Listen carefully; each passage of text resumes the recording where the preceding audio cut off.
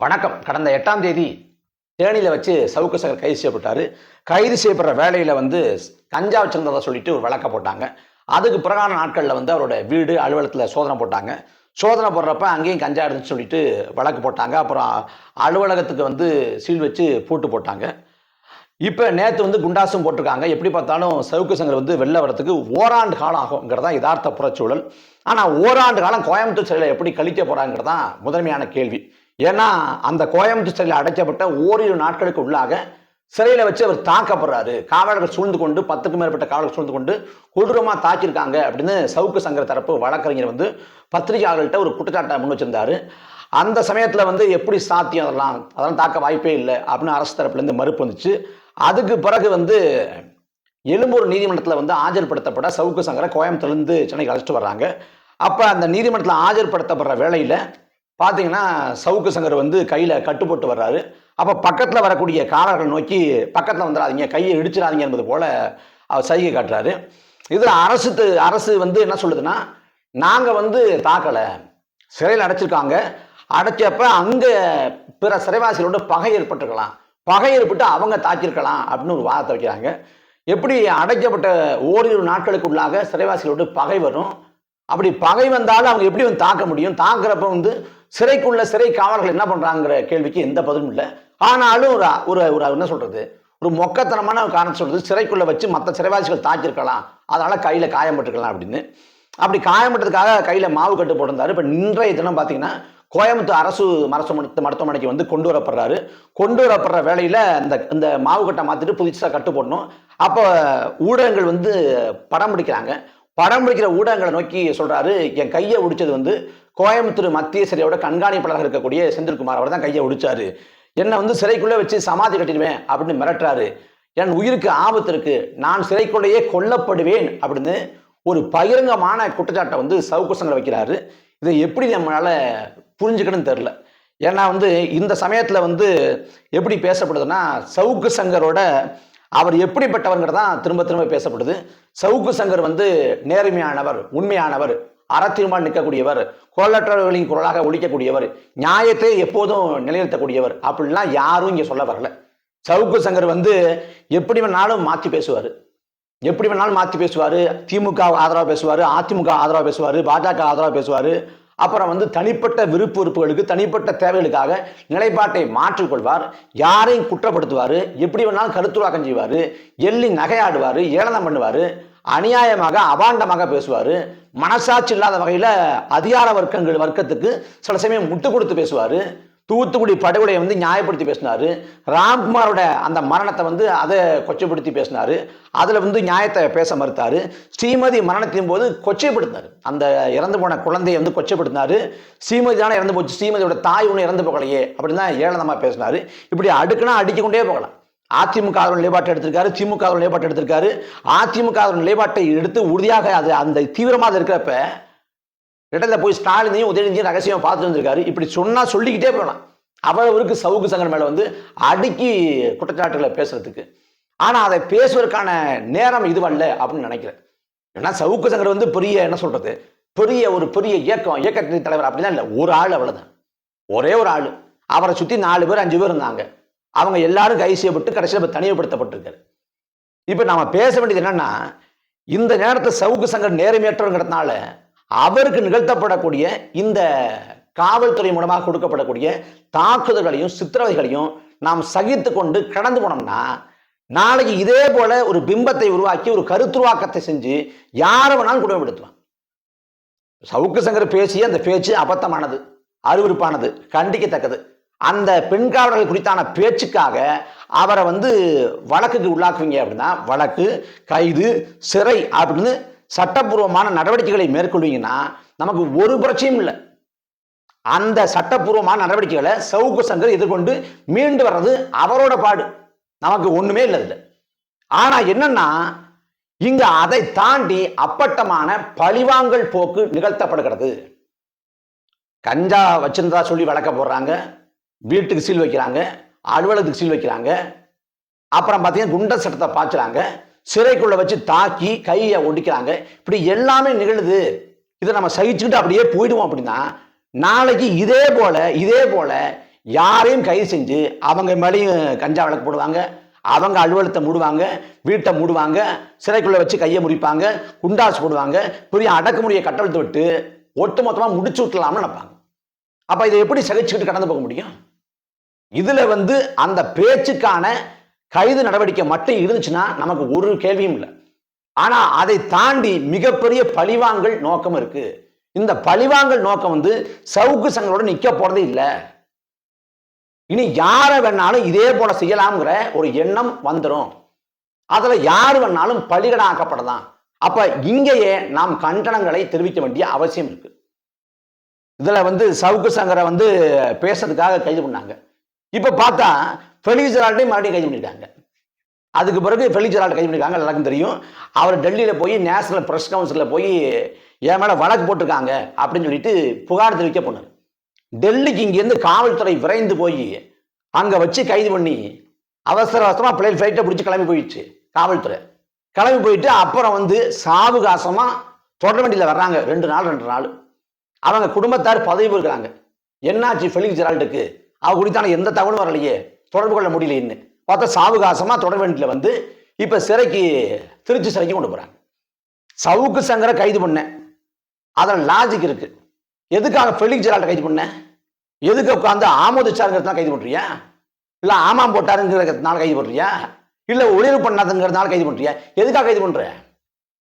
இதுல Felix Gerald கைது செய்யப்பட்டது அப்பட்டமான மனித உரிமை மீறல், அப்பட்டமான ஊடக ஜனநாயகத்தை கேள்விக்குள்ளாக்கக்கூடிய கொடுஞ்செயல். ஆனா என்ன வியப்புனா, ஒட்டுமொத்த அறிவு தளம், ஊடகவியலாளர்கள், தமிழ்நாடு முற்போக்காளர்கள், தமிழ்நாட்டில் இருக்கக்கூடிய முற்போக்காளர்கள், பெரியாரியவாதிகள், பெண்ணியவாதிகள், தமிழ்நாட்டில் இருக்கக்கூடிய தலைவர் பெருமக்கள் எல்லாருமே வாய்மூடி மௌனமா இருக்காங்க. எல்லாருமே வாய்மூடி மௌனமா இருக்காங்க. எப்படி இதை புரிஞ்சுக்கிறது? ஒருவேளை இப்படி வச்சுக்கோமே, இது அதிமுகவோட ஆட்சி. அதிமுகவோட ஆட்சியில இதே போல பெண் காவலர்களை பேசிடுறாரு சவுக்கு சங்கர், கைது செய்யப்படுறாரு. அவர் வீடு அலுவலகம் பூட்டப்படுது, அப்புறம் குண்ட சட்டம் பாய்ச்சப்படுது, சிறைக்குள்ள வச்சு தாக்கப்படுறாரு, கை எலும்பு முறியுது. இந்த பக்கம் ஃபெலிக்ஸ் ஜெரால்ட் பத்திரிகையாளர் கைது செய்யப்படுறாரு. இதே போல இந்த பத்திரிகையாளர் மன்றங்கள், முற்போக்காளர்கள், பெரியாரியவாதிகள், பெண்ணியவாதிகள், நடுநிலையாளர்கள் இவங்க இருந்திருப்பாங்களா? இப்படி கள்ள மனம் சாச்சிருப்பாங்களா? 2 பத்திரிகையாளர் மன்றம் இருக்குங்க சென்னையில, 2மே வாய் திறக்கலங்க. தமிழ்நாட்டில் கூடிய எந்த ஒரு பத்திரிகையாளரும் நான் அறம் பேசுறேன், கருத்துரிமை பேசுறேன், நான் ஊடக ஜனநாயகம் பேசுறேன்னு சொல்றேன், யாரும் வாய் திறக்கல. இன்னொன்னு என்னன்னா, இங்க இருக்கக்கூடிய காட்சி ஊடகங்கள் நம்ம சொல்லவே தேவையில்லை. காட்சி ஊடகங்கள் திமுகவுக்கு அனுசரணையாகத்தான் இயல்பாகவே நடந்துக்கும். அதை நாம் சொல்லித்தான் தெரியணும்னு அவசியம் இல்லை. அதை தாண்டி யூடியூப் சேனல், ஒரு சில யூடியூப் சேனல் தான் திமுக அரசை சாடுற போக்கே கொண்டிருக்கு.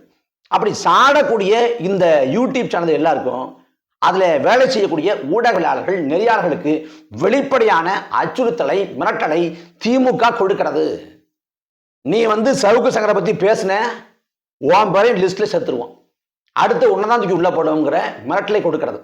இன்னும் சொல்ல போனா, நான் பேரை சொல்ல விரும்பல, என்னை பேட்டி எடுத்த நெறியாளர் ஒருத்தர், அவருக்கும் அச்சுறுத்தல், மிரட்டல். தேவையில்லாம எங்களுக்கு வேண்டாதவங்களை பூரா நீ பேட்டி எடுத்துட்டு இருக்க, உன்னையும் சேர்த்துருவோம், உன்னையும் தூக்கி உள்ள வச்சிருவோம் பாருன்னு மிரட்டலும் அச்சுறுத்தலும் வெளிப்படையா சொல்லிட்டாங்க அவர்கிட்ட, ஒரு நெறியாளருக்கு. இதெல்லாம் எங்க போய் நிக்குது? ஏற்கனவே பத்திரிகையாளர்கள் வாய் திறக்கிறது இல்லை திமுக அரசுக்கு எதிராக, இப்ப மிரட்டல் வேற. சபீர் அகமதுன்னு ஒரு பத்திரிகையாளர், அந்த பத்திரிகையாளருக்கு அவர் இந்த வெள்ள சமயத்துல நிவாரண பணிகளை பத்தி பேசிட்டாங்கிறதுனால அவருக்கு RS பாரதியின் மகன், அவர் இவனையெல்லாம் நடமாடவே விடக்கூடாது, பரதேசி அப்படிங்கிற வார்த்தையை பயன்படுத்து. இதை ட்விட்டர் ஸ்பேஸ்ல எல்லாரும் கேட்கக்கூடிய தளத்துல பேசுறாரு. அப்ப வெளிப்படையாக இப்படி பேசுறான்னா, நடமாடவே விடக்கூடாது, பரதேசி அப்படின்னு, புறம்போக்கு அப்படின்னு மறைமுகமாக அங்க பேசிக்கிறப்ப, பின்புலத்துல இயங்குறப்ப என்னென்ன அச்சுறுத்தல் கொடுப்பாங்க, என்னென்ன மிரட்டல் கொடுப்பாங்க யோசிச்சு பாருங்க. இது எங்க போய் நிக்குது? நீங்க எப்படி பார்த்தாலுங்க திரும்ப திரும்ப அந்த பேச்சு சொல்றீங்க. நீங்க மனசாட்சி தொட்டு சொல்லுங்க. அந்த பேச்சு அதை நான் நியாயப்படுத்த விரும்பல. அந்த பேச்சு அபத்தமானது, அதை ஏற்கவே முடியாது. ஆனா உண்மையிலே திமுகவுக்கு பெண் காவலர்கள் மீது பாசம் இருக்கா? உண்மையிலேயே இதே சென்னையில விருகம்பாக்கத்தில் ஒரு பொதுக்கூட்டம். அந்த பொதுக்கூட்டத்தில் ஒரு பெண் காவலர் இருந்து 2 திமுகவை சேர்ந்த நிர்வாகிகள் பாலியல் சீண்டலுக்கு உள்ளாக்குறாங்க. அந்த பெண் காவலர் வந்து அங்கேயே அழுதுறாங்க. போய் அதிகாரிகிட்ட போய் சொல்றாங்க. அதிகாரிகிட்ட சொல்றப்ப காவல்துறையினர் வந்து அந்த 2 பேரையும் பிடிக்க முயற்சி பண்றாங்க. அங்க பேசி சமாதானம் பண்ணி அனுப்பி வைக்கப்படுது. அதுக்கும் பிறகு வழக்கு வேண்டாம் அப்படின்னு சொல்லிட்டு விருகம்பாக்கம் சட்டமன்ற உறுப்பினர் அவர் சொல்லிடுறாரு காவல்துறைக்கு. அதுக்கும் பிறகு டிஜிபி நினைக்கலாம், டிஜிபி தலைமையில வந்து விசாரணை சொல்லிட்டு 2 பேரையும் கூப்பிடுறாங்க. 2 பேரையும் கூப்பிட்டா அந்த சம்பந்தப்பட்ட பெண் காவலர்கிட்ட எழுதி வாங்குறாங்க. சமாதானமா போயிடலாம், ஒரு பட்சம் இல்லை, அவங்க மன்னிப்பு கேட்டா ஏத்துக்கிறாங்கிற மாதிரி எழுதி வாங்கிட்டு விட்டுறாங்க.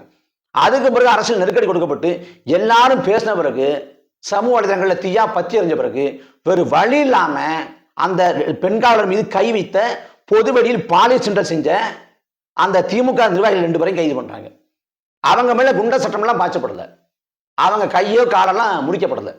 அவங்க கை கால் முறிக்கப்பட்டாலும் நம்ம கண்டிக்கிறோம். அவங்க மேல தேவையில்லாம குண்ட சட்டம் பாய்ச்சப்பட்டாலும் கண்டிக்கிறோம். ஆனா அங்க சட்டப்பூர்வ நடவடிக்கை எடுப்பதற்கு பெரிய போராட்டம் நிகழ வேண்டியிருந்துச்சு. ஆனா இங்க பேசிட்டாங்கிறதுனால நீங்க கைது பண்ணி சிறையில் வச்சா ஒரு பிரச்சனை இல்லை. அதை தாண்டி அப்பட்டமான ஒரு பழிவாங்கும் போக்கு திரும்ப திரும்ப செய்யப்படுது. சவுக்கு சங்கருக்கு என்னைக்கே குறி வச்சுட்டாங்க. அந்த ஆளு வந்து உணர்ச்சி வயப்பட்டு நிதானத்தை வந்து வார்த்தை விட்டதுனால பிடிச்சிட்டாங்க, அவ்வளவுதான் விஷயம். இதுல வந்து நாம சகிச்சு கொண்டு திமுக செய்யக்கூடிய இந்த அயோக்கியத்தனங்களை எப்படி நம்ம கடந்து போறோம்னு தெரியல. இங்க வந்து மரண தண்டனை கூடாது, மரணம் யாருக்கும் தண்டனையா இருக்கக்கூடாது அப்படின்னு சொல்லப்படுது. காவல் நிலைய சித்திரவதைகள் தவிர்க்கப்படணும், எங்க ஒன்றுங்கிற ஒன்றை ஏற்க முடியாது, அதெல்லாம் போடி திட்டமிட்டு கொள்றாங்க அப்படின்னு சொல்லப்படுது. ஆனா இங்க வந்து ஒரு பக்கம் வந்து காவல் நிலைய சித்திரவதைகளுக்கு எதிராக பேசுறோம். கடந்த ஆட்சி காலத்தில் சாத்தாங்குளத்தில் வந்து தந்தை மகன் படுகொலை செய்யப்பட்டப்ப அதுக்கு எதிராக பேசணும், எல்லாமே நடந்துச்சு. ஆனா இன்னைக்கு வந்து கையை முறிக்கிற குற்றச்சாட்டு இவ்வளவு நாட்களாக காவல் நிலையத்தில் வச்சு முறிச்சாங்க. இப்ப பார்த்தா அங்க சிறைக்குள்ள வச்சே முடிக்கிறாங்க. அந்த கோயம்புத்தூர் சிறைக்குள்ள வந்து அப்படி நடக்கிறதுல வியப்புக்கு இடமே இல்லை, ஒருபோதும் வியப்புக்கு இடம் இல்லை. ஏன்னா அப்படிப்பட்ட அந்த கொடூரங்களை நிகழ்த்தக்கூடியவர் தான் அந்த சிறை கண்காணிப்பாளர் செந்தில்குமார். ஆனா இது எல்லாத்தையும் திமுக அரசு இதெல்லாம் பண்ணுதுங்கிறதுல வந்து வியப்புக்கு இடம் இல்லைங்க. இதெல்லாம் கடந்த காலத்துல திமுக பண்ணதுதான். 2006 2011 காலகட்டத்தில் வந்து திமுக போடாத ஆட்டம் இல்லை, பண்ணாத குடும்பம் இல்லை, அவ்வளவு அநியாயம் பண்ணுச்சு. இன்னும் சொல்ல போனா இந்திய நீதித்துறை வரலாற்றில் எங்கேயுமே நடக்காத ஒரு கொடுமையான சம்பவம் நடந்துச்சு. சென்னை உயர்நீதிமன்ற வளாகத்துக்குள்ள வந்து காவல்துறையை கட்டவிழ்த்து விட்டு வழக்கறிஞர்களை அடிச்சு உதைச்சு காவல்துறையை கொண்டு, இன்னும் சொல்ல போனா நீதிபதி அடிச்சு மண்டை பொழந்து ரத்தம் வந்துச்சு. காவல்துறை நீதிமன்ற வளாகத்துக்குள்ள புகுந்து நீதிபதி அடிச்சு மண்டையை பிளந்த சம்பவம் இந்தியாவிலே புதுசு. நடந்தது திமுக ஆட்சி 2006 2011 காலகட்டம். அப்படிப்பட்ட கோரங்களை கொடூரங்களை செஞ்ச திமுகவுக்கு இது ஒன்றும் புதுசு இல்லை. திமுகவோட உண்மையான முகம், கோர முகம் இதுதான். கொஞ்சம் நாங்க சமூக நீதி, மனித உரிமை, பெண்ணியம் அப்படிலாம் பேசி நாடகம் போடுறாங்களே ஒழிய உண்மையான முகம் அதுதான். அது எல்லாருக்குமே கடந்த காலத்தில் அறிஞ்சவங்களுக்கு தெரியும். ஆனா நமக்கு அதிர்ச்சி என்னன்னா, இந்த தமிழ் அறிவுலகம், இந்த பத்திரிகையாளர் உலகம், இவங்க எல்லாரும் கள்ள மௌனம் சாதிக்கிறாங்களே. ஒருவேளை உத்தரப்பிரதேசத்துல வந்து ஒரு காவல்துறை அதிகாரி வந்து ஒரு பத்திரிகையாளரை வந்து துன்புறுத்தினாலோ, ஒரு பத்திரிகையாளரை வந்து இதே போல கைது செய்யப்பட்டாலோ உடனே தமிழ்நாட்டில இருந்து போர்க்குரல் ஒழிச்சிருக்கும், ஏற்க முடியாது, கண்டிக்கிறோம், அப்படி இப்படின்னு. ஆனா தமிழ்நாட்டில் நிகழ்த்தப்பட்டா அது பேசுபொருளாகாதுன்னா, சவுக்கு சங்கரே வெளிப்படையா சொல்றாரு, கையை முடிச்சது இப்படிதான் அப்படின்னு சொல்றாரு. அந்த பக்கம் வந்து என் உயிருக்கு ஆபத்து இருக்குங்கிறாரு, நான் சிறைக்குள்ள கொல்லப்படலாங்கிறாரு. நீங்க குண்டர் சட்டத்தை கூட ரத்து பண்ண வேண்டாம், குண்டர் சட்டத்தை ரத்து பண்ண வேண்டாம், இதெல்லாம் அப்புறம்.